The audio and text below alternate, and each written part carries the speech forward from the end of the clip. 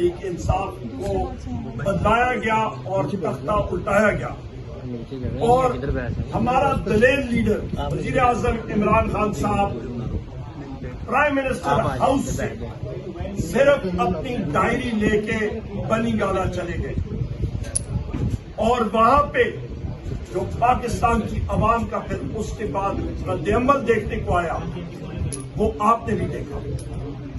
وہ ایک ایسی سونامی تھی جس نے بڑے بڑے برجوں کو، جس نے بڑے بڑے فرعونوں کو الٹ کے رکھ دیا، اور ان فرعونوں نے پھر سہارا لیا فارم 47 کا اس پارلیمنٹ میں مصنوعی طور پہ آنے کے لیے۔ 180 سیٹیں پاکستان تحریک انصاف نے جیتی، اور 8 فروری 2024 کو جب رات کو رزلٹ آنا شروع ہوا تو صبح فجر کے ٹائم 9 فروری 2024 کو فارم 47 نمودار ہونے شروع ہوئے۔ اس وقت جو رجیم یہاں پہ بیٹھی ہے اس کا آئینہ آپ کے سامنے پیش کرنا چاہتا ہوں مختصراً۔ آج بھی آپ دیکھیں کہ جس وقت بحیثیت لیڈر آف دی اپوزیشن میں بات کر رہا تھا، میری بات کو بار بار ٹوکا جا رہا تھا، اسپیچ کو لائیو چلا نہیں رہے تھے۔ وجہ کیونکہ ہم اس P D M coalition fascist regime کو آئینہ دکھا رہے تھے، اور جو بھیانک تصویر ان کو نظر آ رہی تھی ان کو پسند نہیں تھی۔ اس کی آپ کو میں جھلکیاں بتاتا ہوں۔ فارن ایکسچینج ریزروز کے بارے میں یہ بات کرتے ہیں، خواتین و حضرات، اسٹیٹ بینک آف پاکستان نے پچھلے 6 مہینوں میں $5.5 ارب مارکیٹ سے خرید کے اپنے ذخائر میں یہاں پہ رکھے، صرف اپنے آپ کو سپورٹ کرنے کے لیے۔ یہ اسی طرح ہی ہے کہ لوگ ایمبیسی میں ویزا کے لیے اپلائی کرے تو کسی دوست یار سے پیسے لے کے اپنے اکاؤنٹ میں رکھیں۔ ایکسچینج ریٹ جو روپے کی قیمت گھٹی ہے ڈالر کے مقابلے میں، ہاؤس کو میں نے ابھی بتایا، منسٹری آف فائنانس نے ایسٹیمیٹ لگایا 164 روپے فی ڈالر، اور یہ رقم گئی 275 روپے فی ڈالر۔ 111 روپے فی ڈالر جو روپے گرا، اس کا بیٹھے بٹھائے پاکستان کا جو قرض ہے اس میں کیا فرق پڑا؟ 14,550 ارب روپے ہمارے بیٹھے بٹھائے بڑھ گئے، اور یہ رقم خواتین و ذات آپ کو بتاتا چلوں اس رقم کی ویلیو یہ کتنی بنتی ہے۔ یہ تقریباً آپ کا ملک کا تقریباً ایک پورا بجٹ بن جاتا ہے۔ اس کا مطلب کہ ان کی غلط پالیسیز کی وجہ سے پاکستان کی عوام کے اوپر 14,550 ارب روپے چڑھا۔ یہاں پہ شہباز شریف باجے بجا رہے ہیں، ڈھولکیاں بجا رہے ہیں، تریاں بچا رہا ہے کہ ہم نے بجلی کا ریٹ کم کیا۔ پاکستان تحریک انصاف کے دور پہ 17 روپے یونٹ پہ ہم نے بجلی چھوڑی تھی، آج 85 روپے یونٹ چڑھ گئی ہے۔ اور شہباز شریف وہ کہتے ہیں کہ آپ کو کوئی ہیرا پھیری کے لیے بھی کوئی عقل چاہیے۔ چور جو کہتے ہیں نا چور چوری سے جاتا ہے، ہیرا پھیری سے نہیں جاتا، کوئی عقل بھی چاہیے ہوتی ہے کسی کام کے لیے۔ شہباز شریف خود اس نے اعتراف کیا کہ دنیا کی مارکیٹوں میں منڈیوں میں تیل کی قیمت کم ہوئی اور ہم نے پاکستان کے شہریوں کو وہ کم قیمت نہیں ٹرانسفر ہونے دی، اور وہ ہم لوگ کوشش کریں گے بجلی کو کم کرنے میں۔ نہیں ہونے والا، میں خود اس محکمے کا وزیر رہا ہوں، یہ ہو ہی نہیں سکتا۔ ان کی غلط پالیسیوں کی وجہ سے 2018 میں کیپیسٹی پیمنٹس کے بجلی آپ استعمال کریں نہ کریں، کارخانوں کو جائے گی وہ بجلی، وہ رقم 3.5 ارب روپے سے اٹھ کے 2500 ارب روپے سے بھی زیادہ ہو گئی۔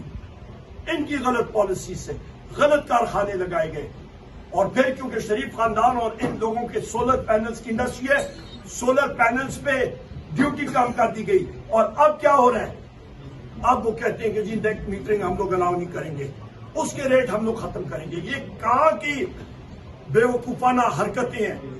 اس کے اوپر آئیں چینی کے اوپر، شوگر ملیں کن کی ہیں، یا زرداری کی ہیں یا شریف خاندان کی ہیں، انہی کی شوگر ملیں ہیں۔ پچھلے سال چینی ایکسپورٹ کی اس سال چینی مہنگی شروع ہو گئی، کیا کیا؟ امپورٹ کرنی شروع کی۔ یہ کہاں کو لوگوں کو بیوقوف بنا رہے ہیں؟ اس کا خمیازہ کون بھگت رہا ہے؟ پاکستان کی عوام۔ یہ کہتے ہیں افراد زر کم ہو رہی، وہ عقل کے اندر کون سی کم افراد زر ہوئی ہے؟ افراد زر انفلیشن ریٹ ایک سپیڈ ہوتی ہے، انہوں نے انفلیشن ریٹ کو اونچا تر بلندیوں پہ لے گئے۔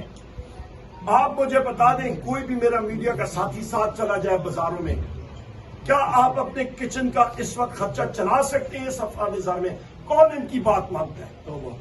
کوئی گندم کا کرائسس دیکھ لیں، محسن نقوی نے پچھلے سال 450 ارب روپے کی گندم امپورٹ کی، اور آج دیکھیں کہ پنجاب کے کسانوں کو، میرے پنجاب کے ساتھی موجود ہیں، رو رہے ہیں، پچھلے سال بھی رو رہے تھے، اس سال بھی وہ مصیبتوں میں۔ آپ یہ دیکھیں کہ آپ کی اسمگلنگ پیٹرولیم پروڈکٹس کی 550 ارب کی، یہ ساری چیزیں میں آپ کو بتا رہا ہوں کہ معیشت کرائسس میں ہے۔ آصف علی زرداری کہتا ہے، اور پیپلز پارٹی ہے ابھی مگرمچھ کے آنسو رو رہے ہیں کہ جی نہروں پہ ریزولوشن ہو۔ بھائی آپ نے غداری کی۔ پچھلے سال 8 یا 6 جولائی کو 2024 کو صدر ہاؤس میں انہوں نے میٹنگ کال کی، اور وہاں پہ آصف علی زرداری نے 6 نہروں کی منظوری، دریائے سندھ کا پانی چولستان میں SIFC کے تحت کارپوریٹ فارمنگ کی منظوری دے دی، اور مسلم لیگ نون کے جو ممبران ہیں اور سینیٹرز ہیں اور وزراء ہیں وہ یہی چیز پیپلز پارٹی سے کہتے ہیں کہ بھائی جان آپ کے صدر آصف زرداری نے تو دستخط کر دی ہے، ابھی آپ کیا مانگتے ہیں؟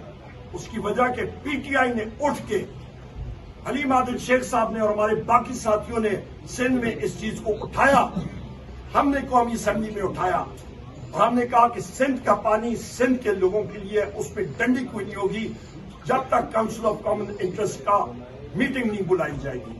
ہم لوگ اپنے سندھ کے بھائیوں اور بہنوں کے ساتھ کھڑے ہیں۔ اس کے ساتھ ساتھ خواتین و حضرات، یہاں پہ منرلز کے بارے میں کانفرنس کی گئی۔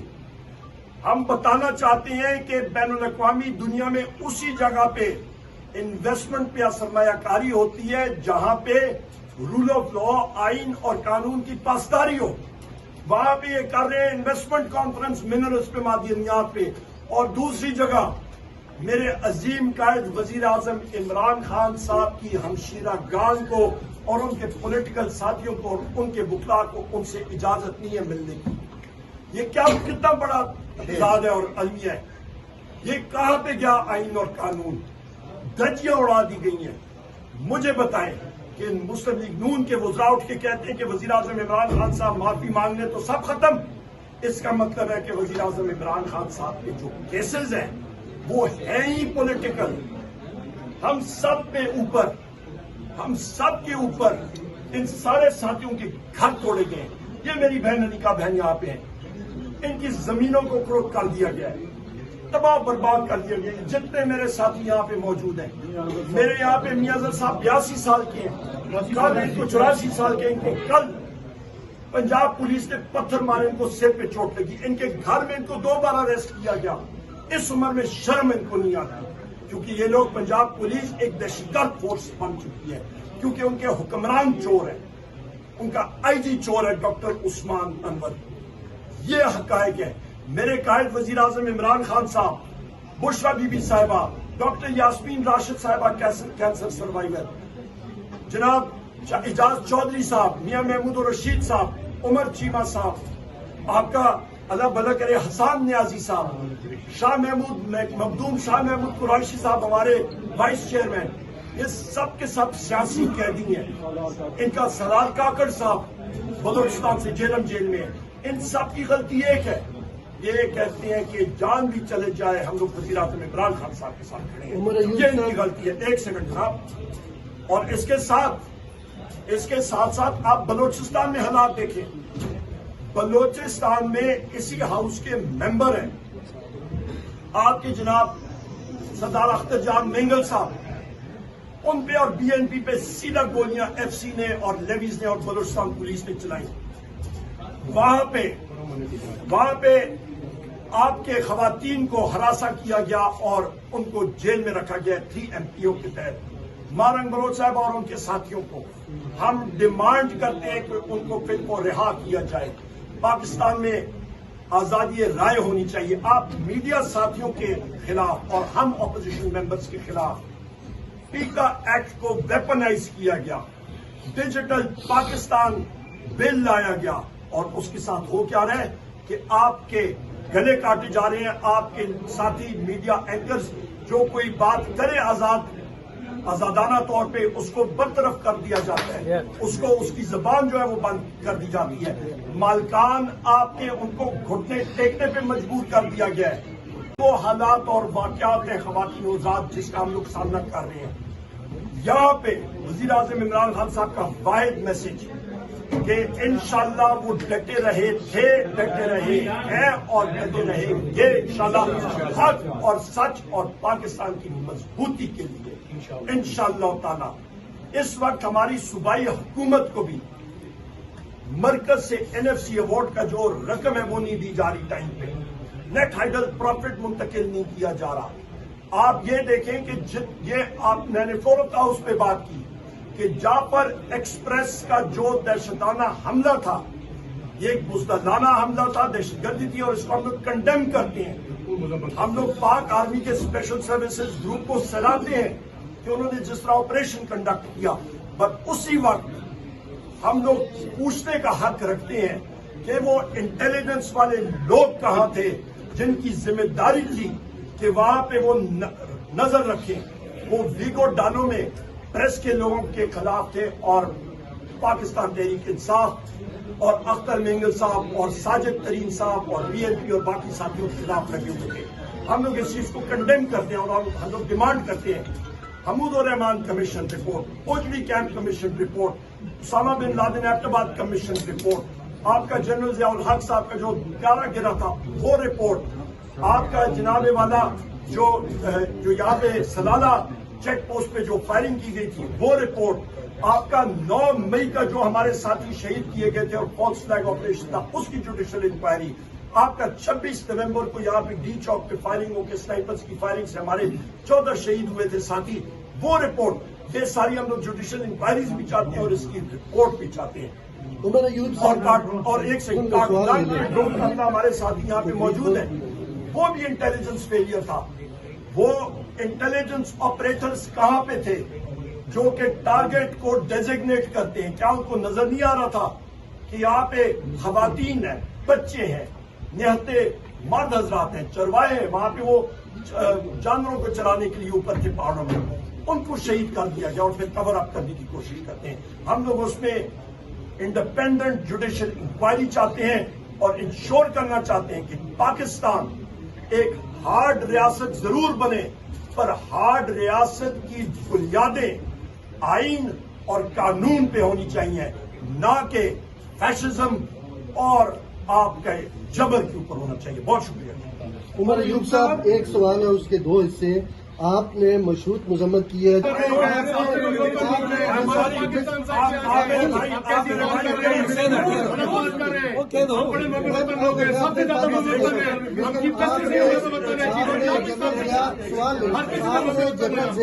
آپ نے سارے جتنے بھی حادثات ہوئے ان کے اوپر آپ نے کہا ہے کہ جوڈیشل انکوائری ہونی چاہیے. فاطمہ جناح کے ساتھ جو کچھ ہوا اس وقت آپ کے والد اقتدار میں تھے, آپ کے دادا تھے, کیا آپ وہ بھی مطالبہ کریں گے کہ الیکشن کس طرح سے ریگ کیے گئے اور ان کے ساتھ جو کچھ کیا گیا اس کے اوپر بھی جوڈیشل انکوائری ہو؟ بہت اچھا سوال ہے. اس وقت ذوالفقار علی بھٹو پریزیڈنٹ ایوب خان صاحب کے ساتھ سیکرٹری جنرل تھے مسلم لیگ کے, ضرور اس کی انکوائری ساروں چیزوں کی آپ بے شک کرنا چاہے کریں, اور بھٹو نے کی بھی تھی. ہمارے خاندان نے, میرے والد نے 2 سال موت کی کوٹری میں ذوالفقار علی بھٹو کی قید میں گزارے تھے اور ان کو 225 سال قید ہوئی تھی, اور میرے بھائی اور انہوں نے جیل سے الیکشن لڑا, دھاندلی کے باوجود وہ اس وقت کے نظام مصطفیٰ کی موومنٹ میں وہ جیتے تھے. اور اس کے ساتھ ساتھ جو آپ نے بات کی, ہم لوگ حق رکھتے ہیں کہ میرا قائد وزیر اعظم عمران خان صاحب ہے. ہم نے اپنی ٹیم ہم نے اس کی تشکیل دی اور ہم نے کہا ہم تب جائیں گے جب ہماری رسائی ہوگی وزیر اعظم عمران خان صاحب تک, کیونکہ وہ نیشنل لیڈر ہے, وہ واحد شخص ہے جو پاکستان کو آج اکٹھا رکھ سکتا ہے اور کوئی لیڈر نہیں. سب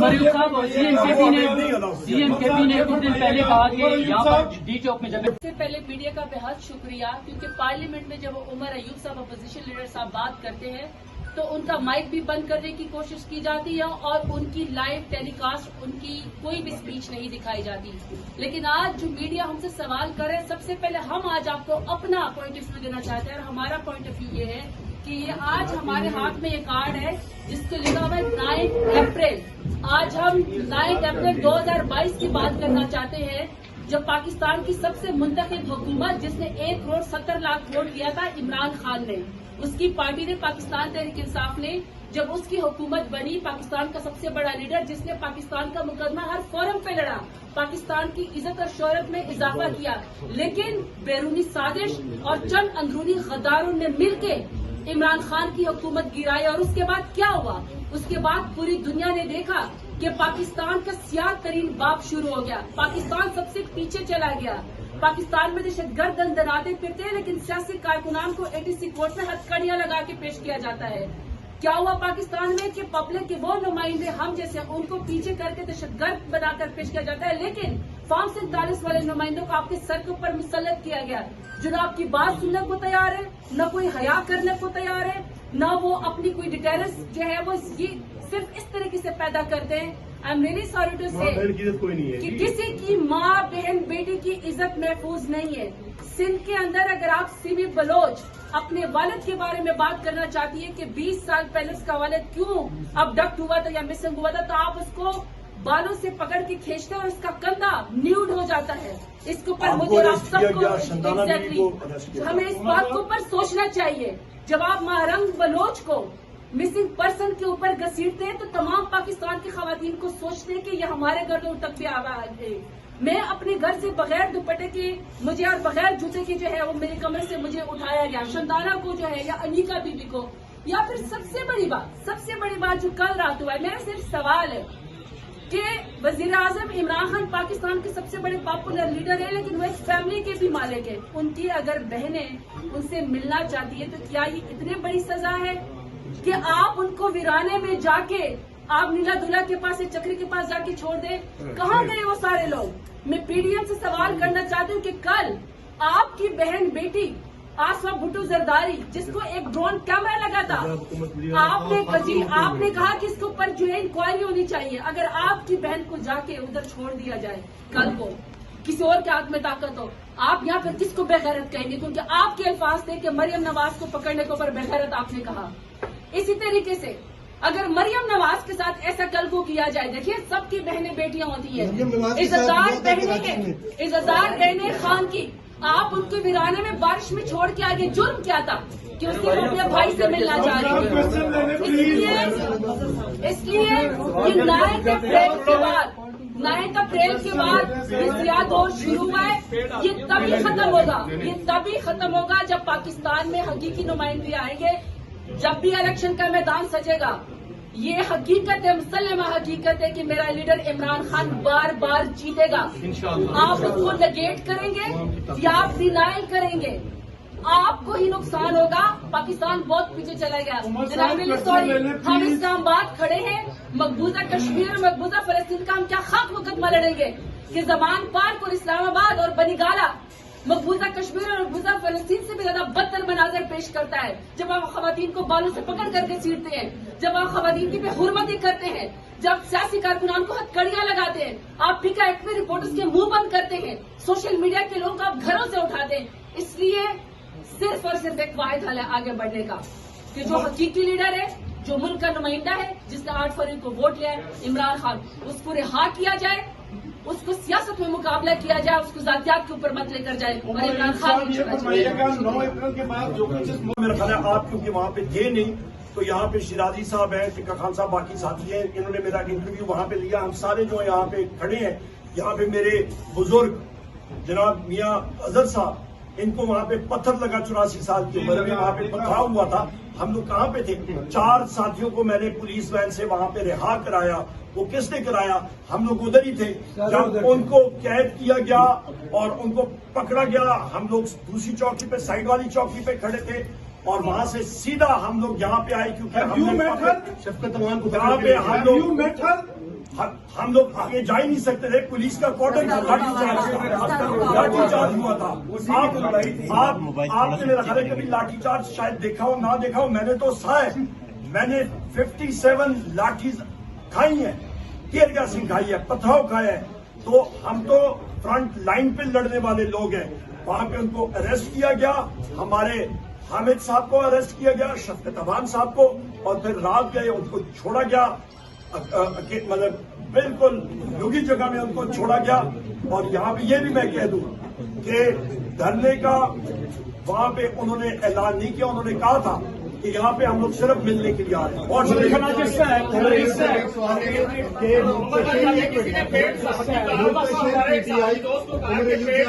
ابھی آپ کی طرف سے ایک شخص نے کہا کہ پیڑ سر میں یہی کہنا چاہ رہا تھا سر, سوال ہو سکتا ہے سوال سے اختلاف ہو سکتا ہے.